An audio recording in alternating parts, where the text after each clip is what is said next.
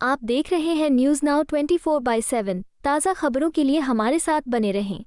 महाराष्ट्र चुनाव से पहले रैलियों का दौर जारी है। इस क्रम में कांग्रेस नेता राहुल गांधी ने शनिवार को अमरावती में रैली को संबोधित किया। इस दौरान उन्होंने बीजेपी और आरएसएस पर तंज कसा। महाराष्ट्र के अमरावती में रैली को संबोधित करते हुए कांग्रेस नेता राहुल गांधी ने संविधान का जिक्र किया। उन्होंने कहा कि संविधान देश का डीएनए है, लेकिन बीजेपी और आरएसएस के लिए ये कोरी किताब है। अमरावती में एक रैली में लोकसभा के नेता प्रतिपक्ष ने कहा कि संविधान में कहीं भी यह नहीं लिखा है कि विधायकों की खरीद फरोख्त कर सरकारें गिराई जा सकती हैं, जैसा कि महाराष्ट्र में किया गया। कांग्रेस नेता ने कहा कि संविधान में ये भी नहीं लिखा है कि बड़े उद्योगपतियों का 16 लाख करोड़ रुपए का कर्ज माफ किया जा सकता है। राहुल गांधी ने आरोप लगाया, मेरी बहन ने मुझे बताया कि इन दिनों प्रधानमंत्री मोदी उसी मुद्दे पर बोल रहे हैं जिसे मैं उठाता रहा हूं। मैंने उनसे लोकसभा में कहा था कि जाति जनगणना होनी चाहिए और आरक्षण पर 50% की सीमा हटाई जानी चाहिए।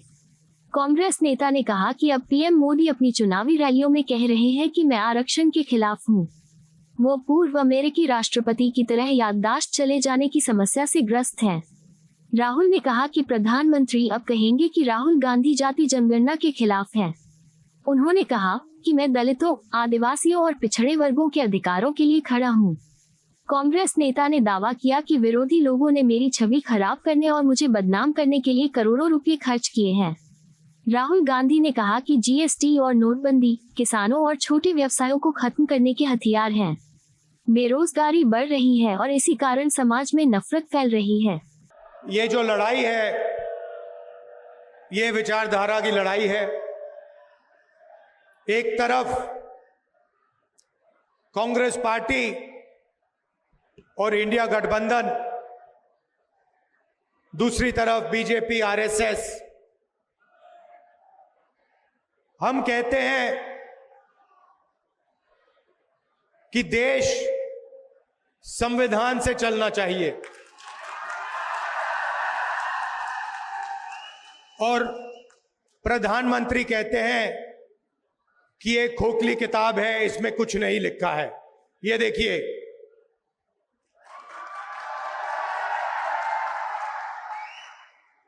ये किताब खोखली सिर्फ आरएसएस के कार्यकर्ताओं के लिए और बीजेपी के लोगों के लिए है। हमारे लिए ये इस देश का डीएनए है। इसके अंदर अंबेडकर जी की, फूले जी की, शिवाजी महाराज जी की,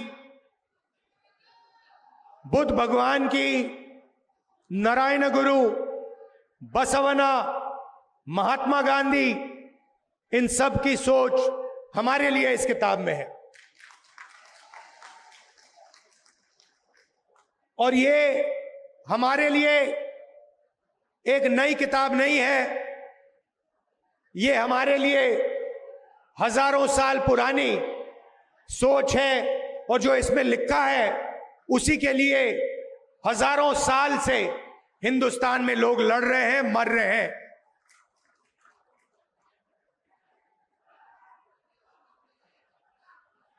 प्रधानमंत्री और बीजेपी के लोग बंद कमरों में छुपकर इस संविधान की हत्या करते हैं। मैं आपसे पूछना चाहता हूं, जब महाराष्ट्र की जनता से उनकी सरकार चोरी की गई, जिस मीटिंग में अदानी जी बैठे थे, अमित शाह जी बैठे थे, जो सरकार चोरी करने की मीटिंग थी, जिस मीटिंग में निर्णय लिया गया था कि एमएलएस को खरीदा जाएगा, करोड़ों रुपए के लिए खरीदा जाएगा, क्या जब अमित शाह जी और बीजेपी के लोगों ने यह मीटिंग की, जब उन्होंने आपकी सरकार खरीद कर आपसे चोरी की, क्या वो संविधान की रक्षा कर रहे थे? इसमें कहां लिखा है कि करोड़ों रुपए देकर महाराष्ट्र की जनता की सरकार को चोरी किया जाए? कहां लिखा है? मुझे दिखा दो। संविधान में कहां लिखा है कि सरकार को चोरी करना चाहिए?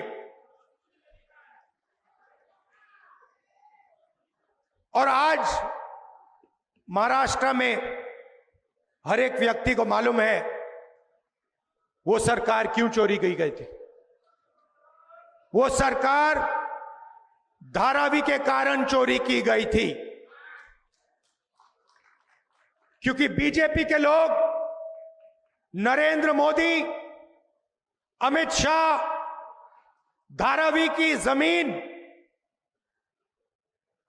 महाराष्ट्र के गरीब लोगों की जमीन, 1 लाख करोड़ रुपए की जमीन अपने मित्र गौतम अदानी को देना चाहते थे। इसीलिए महाराष्ट्र की सरकार आपके हाथों से चोरी की गई है और यह पूरा महाराष्ट्र जानता है, पूरा महाराष्ट्र जानता है। आंखों के सामने करोड़ों रुपए देकर एमएलए खरीदकर आपकी सरकार आपसे छीनी गई, चोरी की गई। और प्रधानमंत्री ने, अमित शाह जी ने, पूरा देश जानता है कि इन्होंने ये काम करवाया है। पैसे अगर दिए गए हैं तो वो आसमान से नहीं गिरे। हिंदुस्तान में 40-50 करोड़ रुपए कोई ऐसे फ्री में नहीं देता है। आपने कभी देखा है कि फ्री में कोई 40 करोड़ रुपए, 50 करोड़ रुपए किसी को दे रहा है? नहीं, सौदा हुआ था। धारावी की जमीन का सौदा हुआ है। इसीलिए एमएलए को करोड़ों रुपए दिए गए। कहां से आए? किसने ऑर्डर दिया? पूरा देश जानता है, बोलने की भी जरूरत नहीं है। पूरा देश जानता है कि जिस पैसे से एमएलए खरीदे गए उसको बांटने का ऑर्डर किसने दिया। महाराष्ट्र का 6 साल का बच्चा जानता है। और फिर प्रधानमंत्री आते हैं और कहते हैं कि राहुल गांधी रिजर्वेशन के खिलाफ है। मेरी बहन मुझे बता रही थी कि उन्होंने मोदी जी का भाषण सुना और उस भाषण में उन्होंने, मेरी बहन ने मुझे कहा कि जो हम बोलते हैं वही मोदी जी आजकल बोल रहे हैं। पता नहीं, शायद मेमोरी लॉस हो गया है।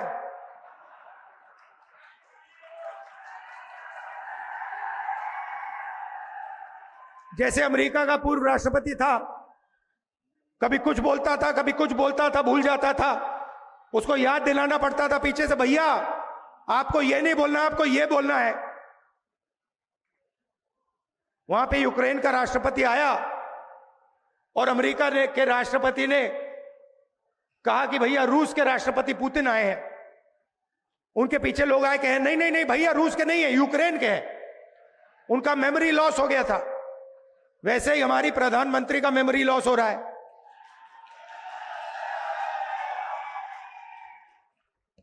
पता नहीं, शायद अगली मीटिंग में आपके पास आएंगे, कहेंगे भैया महाराष्ट्र की सरकार सोयाबीन के लिए 7,000 रुपए देती है प्रति क्विंटल। मैंने कहा कि बीजेपी कॉन्स्टिट्यूशन पे आक्रमण कर रही है। वो कहते हैं कांग्रेस पार्टी संविधान पर आक्रमण कर रही है। हर भाषण में मैं कह रहा हूं, मैं इसको लेके खड़ा हो रहा हूं, कह रहा हूं कि भाई इस पर बीजेपी आक्रमण कर रही है। 1 साल से मैं बोल रहा हूं। मोदी जी को पता लगा कि लोगों को गुस्सा आ रहा है, तो मोदी जी कह रहे, राहुल गांधी कह रहा है कि राहुल गांधी संविधान पर आक्रमण कर रहा है। मैं हर मीटिंग में कहता हूं कि 50% की रिजर्वेशन की जो दीवार है उसको हम तोड़ के परे कर देंगे।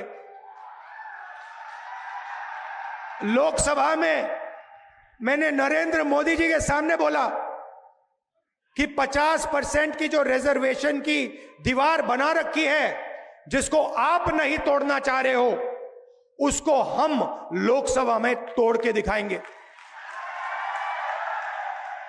उनके सामने मैंने बोला मेमोरी लॉस हो गई।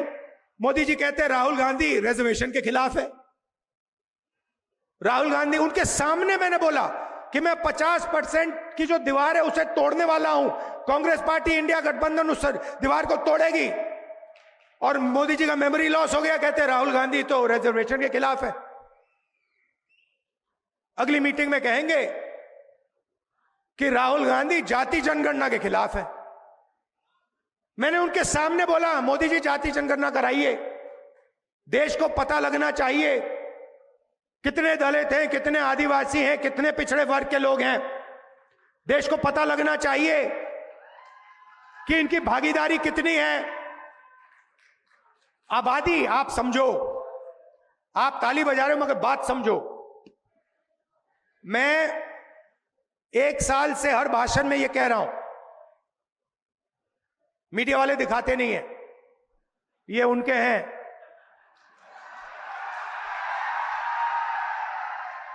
अच्छा, मजे की बात है, जब मैं कहता हूं ये उनके हैं तो ये मेरी ओर देख के मुस्कुराते हैं, कहते हैं हाँ हम उनके हैं, आपके नहीं है।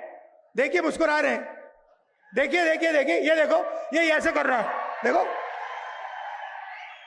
मगर देखो इनकी गलती नहीं है, इनकी गलती नहीं है। ये तो मुझे अच्छे लगते हैं, इनको काम करना है, इनको सैलरी लेनी है, इनको बच्चों का एजुकेशन करना है, इनको खाना खाना है। तो ये मालिकों के खिलाफ कुछ नहीं कर सकते, ये एक प्रकार से गुलाम है। तो इनसे मेरी कोई लड़ाई नहीं है।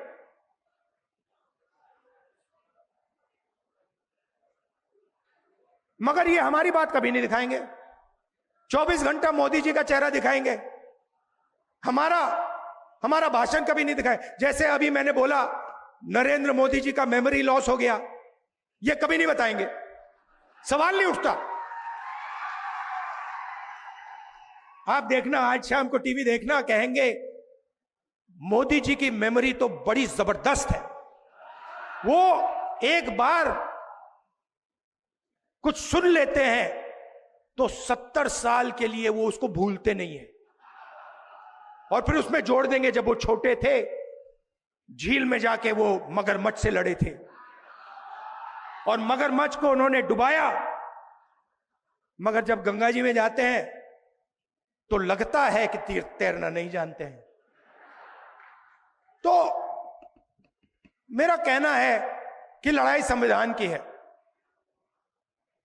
अंबेडकर जी की सोच, गांधी जी की सोच, बुद्ध भगवान की सोच, फुले जी की सोच, उसकी हम रक्षा कर रहे हैं। जब हम कहते हैं कि जाति जनगणना होना चाहिए, मैं आपसे पूछता हूं, क्या अंबेडकर जी जाति जनगणना के साथ होते या खिलाफ होते? साथ होते ना। फुले जी साथ होते खिलाफ होते? बुद्ध भगवान साथ होते खिलाफ होते? नारायण गुरु, बसवन्ना, महात्मा गांधी साथ होते खिलाफ होते? नरेंद्र मोदी खिलाफ है। नरेंद्र मोदी जाति जनगणना के खिलाफ है, क्योंकि अगर खिलाफ नहीं होता तो 5 साल 7 साल पहले वो उसको करवा देता। मगर नरेंद्र मोदी नहीं करवाना चाहता है, और आज मैं आपको ये बताने आया हूं क्यों। आपकी आबादी, पिछड़ों की आबादी 50% है कम से कम, दलित 15, आदिवासी 8, माइनॉरिटी 15, जोड़ दो तो 90% हो जाता है। और 90% आपकी आबादी है। जीएसटी आप देते हो। ये जो हमारी बहनें हैं, जब आप साड़ी खरीदते हो तो आप 18% जीएसटी अपने जेब से देती हो। जब आप कुछ भी खरीदते हो उसमें ऑटोमेटिकली जीएसटी लग जाता है। अगर आपने अपनी बेटी के लिए एक साड़ी खरीदी, आप 18% जीएसटी देती हो। अगर वही साड़ी अरबपति अदानी ने खरीदी तो वो भी 18% जीएसटी देगा, वो 19% नहीं देगा। जितनी आप देते हो उतनी वो देता है। और ये सारी की सारी जीएसटी इकट्ठा होती है, दिल्ली जाती है और वहां पे बजट का निर्णय लिया जाता है। आपने देखा होगा सीतारमन जी सूटकेस लेके आती हैं पार्लियामेंट हाउस में, देखा ना आपने। महाराष्ट्र में दूसरा सूटकेस लेके आते हैं एमएलए वाला, वहां पे छोटा सा सूटकेस होता है, यहां पे बहुत बड़ा होता है। छोटा सा सूटकेस लेके जाती हैं और बजट पेश करती हैं। तो मैंने पता लगाया कि ये जो बजट है आपके जीएसटी का बजट, इसको कौन बनाता है। पता लगा कि 90 अफसर इस बजट को बनाते हैं। 90 अफसर सारे के सारे फाइनेंशियल निर्णय लेते हैं। महाराष्ट्र में कितना पैसा आएगा, सड़कों में कितना जाएगा, रेलवेज में कितना जाएगा, अग्निवीर होगा या नहीं होगा, सारे के सारे निर्णय 90 ब्यूरोक्रेट लेते हैं, आईएएस अफसर हैं। मैंने उनकी लिस्ट निकाली और मैंने कहा पता लगाते हैं कि 90 में से दलित कितने, आदिवासी कितने, पिछड़े वर्ग के कितने, और यह भी पता लगाते हैं कि जब धन बढ़ता है तो कितने रुपए का निर्णय आदिवासी अफसर लेते हैं, कितने का दलित लेते हैं, कितने का पिछड़े वर्ग लेते हैं। आज मैं आपको ये बताना चाहता हूं, दलितों की आबादी 15%, 90 अफसर में से 3 आपके, और 3 अफसर अगर बजट में 100 रुपए बढ़ता है तो 3 अफसर पूरा मिलाकर 100 में से 1 रुपये का निर्णय लेते हैं। दलितों की आबादी 15%, बजट में दलितों की भागीदारी 1 रुपया 100 रुपए में से। आदिवासी 8% आबादी, 100 रुपए में से 10 पैसे का निर्णय ये लेते हैं। आबादी 8%, भागीदारी 100 रुपए में से 10 पैसा। और पिछड़े वर्ग के कम से कम 50% आपकी आबादी है। 3 अफसर हैं आपके, 90 में से छोटे छोटे डिपार्टमेंट दे रखे हैं। और अगर आप ओबीसी अफसर को जोड़ दें तो 100 रुपए में से 5 रुपए का निर्णय ओबीसी अफसर लेते हैं। मतलब अगर आप दलित, आदिवासी और पिछड़े वर्ग को जोड़ दें तो 6 रुपए 10 पैसे 100 रुपए में से आप निर्णय लेते हो। आपकी आबादी 50%, 15%, 8%, 73% होता है टोटल, और आपकी भागीदारी 100 रुपए में से 6 रुपए। ये हो क्या रहा है?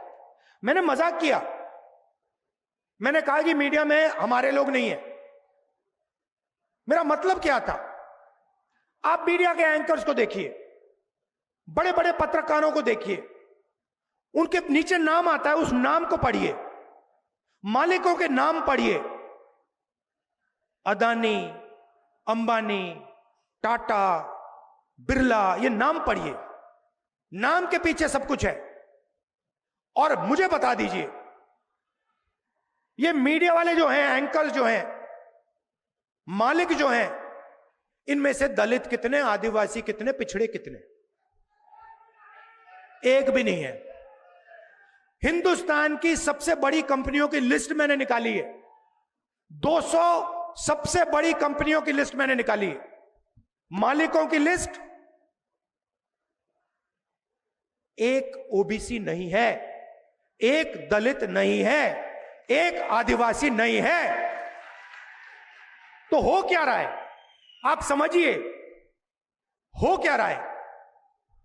आप हो किसान, आप हो मजदूर, आप हो बेरोजगार युवा, कौन? दलित, आदिवासी, पिछड़ा वर्ग और गरीब जनरल कास्ट। उसमें आप 5% गरीब जनरल कास्ट जोड़ दीजिए। आपको एमएसपी नहीं मिलती, आपके अस्पताल प्राइवेटाइज किए जा रहे हैं, आपके स्कूल और कॉलेज यूनिवर्सिटी प्राइवेटाइज किए जा रहे हैं। कहां जा रहे हैं? 5% लोगों के हाथ में जा रहे हैं, और जिनके हाथ में जा रहे हैं वहां पे आपको एक ओबीसी नहीं मिलेगा, एक दलित नहीं मिलेगा, एक आदिवासी नहीं मिलेगा। प्राइवेट स्कूल की लिस्ट निकाल लीजिए, बड़े बड़े अस्पतालों की लिस्ट निकाल लीजिए।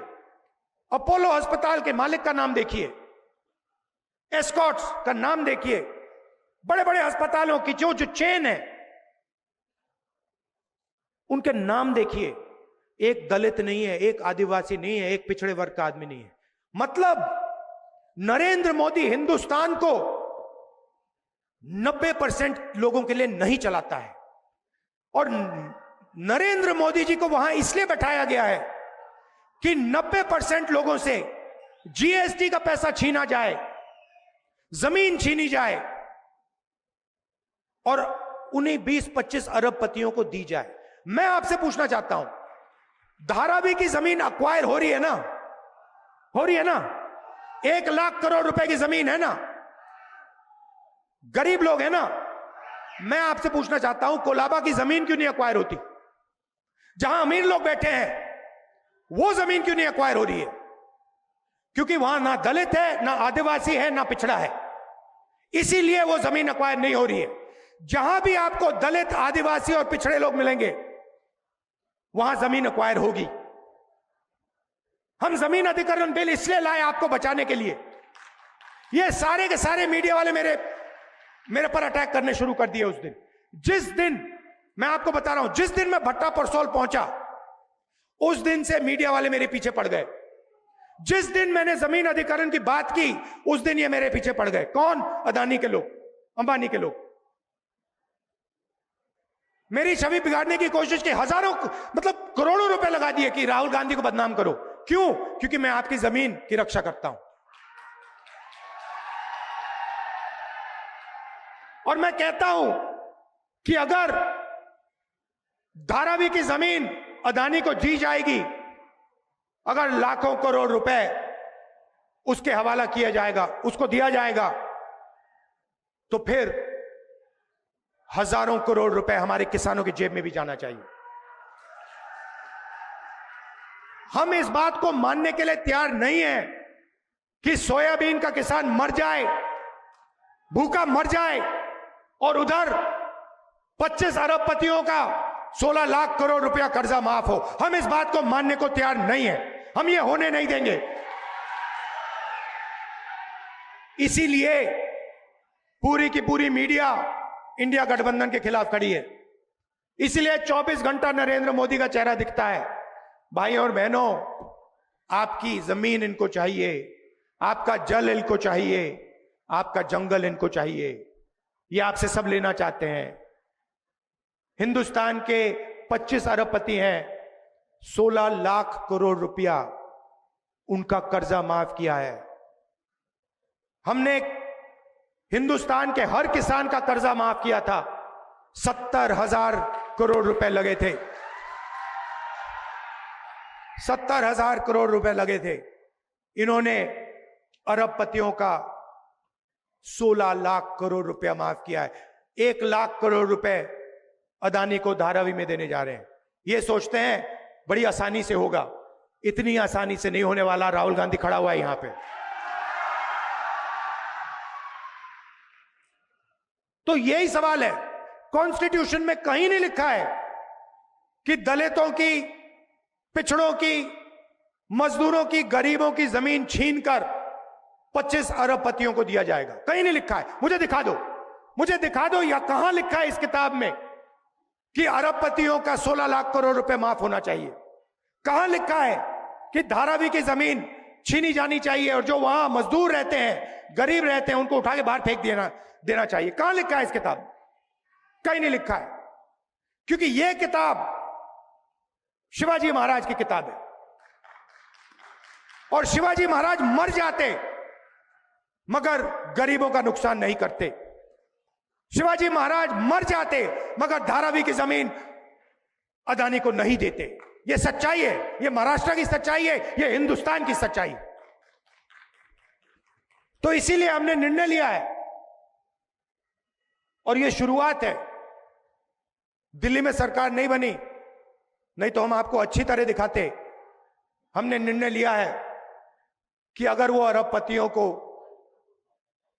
लाखों करोड़ रुपए दे सकते हैं तो हम महाराष्ट्र के किसानों को, मजदूरों को, महिलाओं को भी लाखों करोड़ रुपए दे सकते हैं। यहां महिलाएं आई हैं, हमारी सरकार यहां चुनकर आएगी।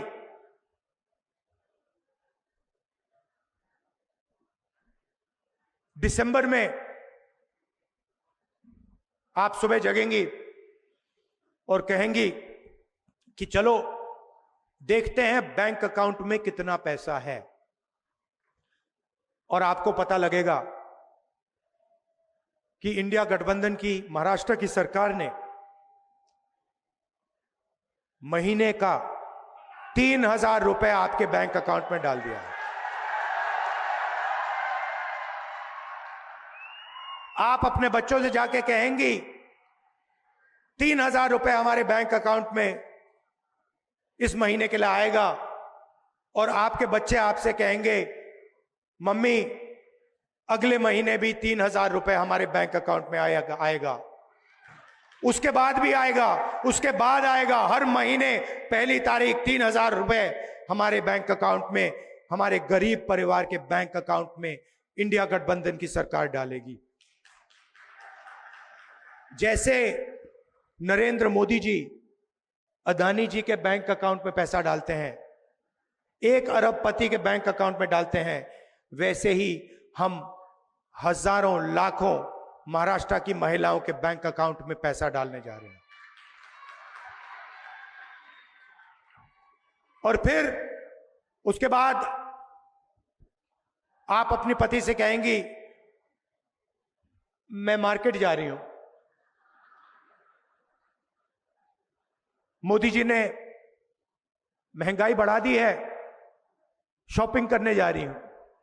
आप बस स्टैंड में जाएंगी, बस में घुसेंगी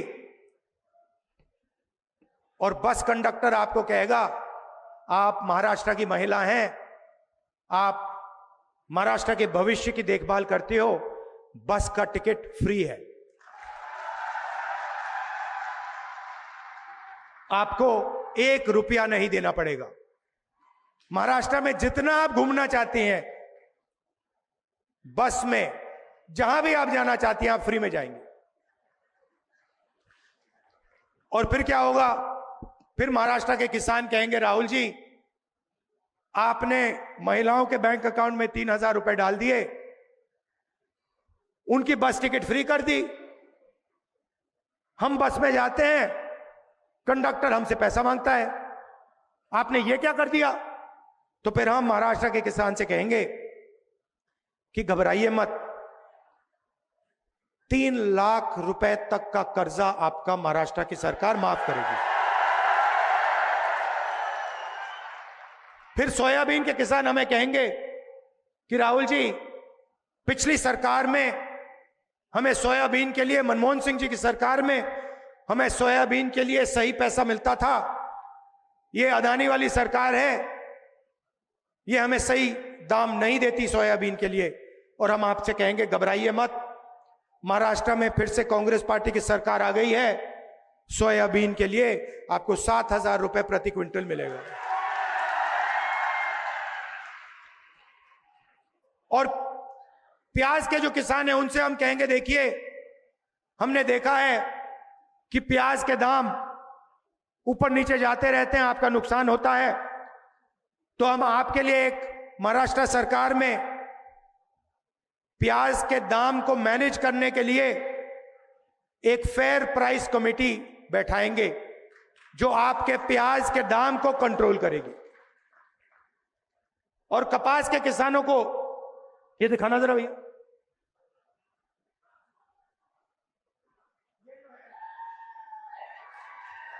ये जो है ये महाराष्ट्र के किसान की मेहनत है। जो जैसे मोदी जी अंदानी जी को फ्री में पैसा देते हैं ना, ये फ्री में नहीं बनता, ये मेहनत से बनता है, ये खून पसीने से बनता है। इसीलिए हम कपास के किसान को महाराष्ट्र में सही मिनिमम सपोर्ट प्राइस देने जा रहे हैं। बैठ जाइए। जाति जनगणना की मैंने बात की, दूध का दूध पानी का पानी कर देंगे। महाराष्ट्र में कास्ट सेंसस होगा, पिछड़े वर्ग, दलित, आदिवासियों को पता लगेगा कि महाराष्ट्र में उनकी कितनी भागीदारी है, उनकी कितनी जमीन है, कौन सी संस्थाओं में उनके लोग हैं, कौन सी संस्थाओं में उनके लोग नहीं हैं। ये सब हम आपको इंफॉर्मेशन डेटा, 21वीं सदी का डेटा हम आपको पकड़ा देंगे। गरीब लोग बीमार होते हैं, प्राइवेट अस्पताल में जाते हैं, स्टेंट लगती है, वाल्व चेंज होता है, ऑपरेशन होता है, दवाई लेनी पड़ती है, पता लगता है लाखों रुपए खर्च हो गए। मैंने आपको पहले बताया कहां जा रहे हैं। दलित, आदिवासी, पिछड़े वर्ग के जेब से अरबपतियों की जेब में जा रहे हैं। मगर बीमार होते हो तो खर्च करना पड़ता है। राजस्थान में जब हमारी सरकार थी, हम एक योजना लाए, उसने लाखों लोग की जिंदगी बदल दी। योजना क्या थी? कोई भी इलाज गरीब व्यक्ति को करना हो, स्टेंट लगवानी हो, पेट का ऑपरेशन करवाना हो, वाल्व बदलना हो, कैंसर की सर्जरी करनी हो, राजस्थान में हमारी योजना कहती थी कि भैया 25 लाख रुपए तक का बीमा आपको मिलेगा। और यही काम हम यहां महाराष्ट्र में करने जा रहे हैं।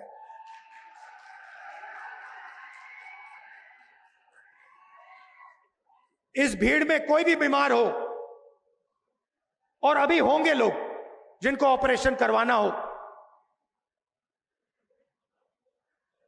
हाई बीपी हो, स्टेंट की जरूरत हो, फ्रैक्चर हो जाए, सर्जरी करनी हो, आप सब लोगों को, महाराष्ट्र में सब लोगों को बता रहा हूं, हमारी सरकार आएगी, आप प्राइवेट अस्पताल में जाओगे और वहां 25 लाख रुपए की सर्जरी, 25 लाख रुपए तक की सर्जरी आप फ्री में करवाओगे। महाराष्ट्र की सरकार 25 लाख रुपए का बीमा आपको देगी। यह हमने राजस्थान में किया है, बड़ा सक्सेसफुल स्कीम था, बहुत फायदेमंद स्कीम था, वही हम यहां महाराष्ट्र में आपके लिए करने जा रहे हैं। यह मैं आपसे कहना चाहता था। हम रक्षा इसकी करते हैं, हम रिजर्वेशन को 50% से ज्यादा बढ़ाएंगे, हम जाति जनगणना करेंगे, और हमारा लक्ष्य है कि गरीब लोगों को, अगर वो अरबपतियों को पैसा देते हैं, 16 लाख करोड़ रुपए दिया, तो हम कहते हैं कि देखिए, अगर आप उनका माफ कर रहे हो, अगर आप उनकी मदद कर रहे हो, अगर आप धारावी की जमीन गरीबों से छीन कर अरबपतियों को दे रहे हो, तो फिर हम भी गरीब लोगों को, किसानों को, मजदूरों को धन दे सकते हैं, पैसा दे सकते हैं, बैंक अकाउंट पे दे सकते हैं। मेहनत आप करते हो, सड़क आप बनाते हो, इमारतें आप बनाते हो, देश को आप बनाते हो, अंबानी अदानी मजदूरी नहीं करते, खेत में काम नहीं करते। मैं देखना चाहता हूं अदानी जी 10 दिन कपास के खेत में काम कर ले, 10 दिन कर ले, फिर देखता हूं क्या होता है। 10 दिन के बाद 6 महीने अस्पताल में लेटेगा वो। काम आप करते हो, मेहनत आप करते हो, मगर आपको कुछ नहीं मिलता। यह हम बदलना चाहते हैं। हम चाहते हैं कि न्याय हो। कॉन्स्टिट्यूशन में लिखा है समानता होनी चाहिए, एकता होनी चाहिए, भाईचारा होना चाहिए। इसीलिए मैंने कन्याकुमारी से कश्मीर 4000 किलोमीटर चले, 4000 किलोमीटर, एक ही नारा दिया, नफरत के बाजार में मोहब्बत की दुकान खोलेंगे।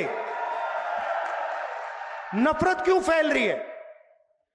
नफरत इसलिए फैल रही है कि नरेंद्र मोदी जी ने रोजगार का सिस्टम खत्म कर दिया है। आज हिंदुस्तान के किसी भी प्रदेश में युवाओं को रोजगार नहीं मिल सकता। क्यों? क्योंकि अरबपति चाइना का माल हिंदुस्तान में बेचते हैं और बेचना चाहते हैं। हिंदुस्तान की सारी फैक्ट्रियां बंद कर दी, छोटे बिजनेस बंद कर दिए। आप सोचते हो, मीडिया वाले कहते हैं नोटबंदी हथियार था, योजना नहीं थी। जीएसटी आपके खिलाफ हथियार है, किसान को मारने का तरीका है, छोटे व्यापारी को खत्म करने का तरीका है, अदानी अंबानी के लिए रास्ता साफ करने का तरीका है। और नतीजा हुआ है कि देश का सारा धन 20-25 लोगों के हाथ में चला गया। और जो देश को रोजगार देते थे, चाहे वो किसान हो, चाहे वो छोटे बिजनेस वाले हो, मिडिल साइज बिजनेस वाले हो, जहां इनोवेशन होता है, जहां नई चीजें बनती हैं, वो पूरा का पूरा सिस्टम खत्म हो गया है। इसलिए देश में गुस्सा फैल रहा है, नफरत फैल रही है। और ये मैं नरेंद्र मोदी जी से कहता हूं, हर मीटिंग में कहता हूं, आप मन की बात करते हो, आप देश के लिए रोजगार लाइए, आप महंगाई कम कीजिए, आप किसानों को सही एमएसपी दीजिए, आप मजदूरों की मदद कीजिए, आप अरबपतियों के लिए काम करना बंद कीजिए। अरबपतियों ने आपको नहीं चुना है, देश की जनता ने आपको वोट दिया था, अरबपतियों ने नहीं दिया। हां ठीक है, अरबपतियों ने आपकी मार्केटिंग की, अरबपतियों ने आपका चेहरा टीवी पर डाला, वो अलग बात है, मगर प्रधानमंत्री को देश की जनता के लिए काम करना चाहिए। प्रधानमंत्री को अरबपतियों के लिए काम नहीं करना चाहिए। और यह मत भूलिए, ये जो सरकार महाराष्ट्र में है, ये चोरी की सरकार है। ये आपकी सरकार नहीं है, ये सरकार आपसे चोरी की गई थी। और ये संविधान के खिलाफ बनी हुई सरकार है। लड़ाई संविधान की है, लड़ाई रिजर्वेशन की है, लड़ाई जाति जनगणना की है, लड़ाई सही एमएसपी की है। आप दूर दूर से आए, दिल से आपका धन्यवाद करना चाहता हूं। आपने कष्ट उठाया, 1-2 घंटे चल के आप आए, बस में आए, दिल से आपका धन्यवाद करता हूं। नमस्कार, जय हिंद, जय महाराष्ट्र। आपको यह वीडियो पसंद आया हो तो इसे लाइक करें, हमारे चैनल को सब्सक्राइब करें।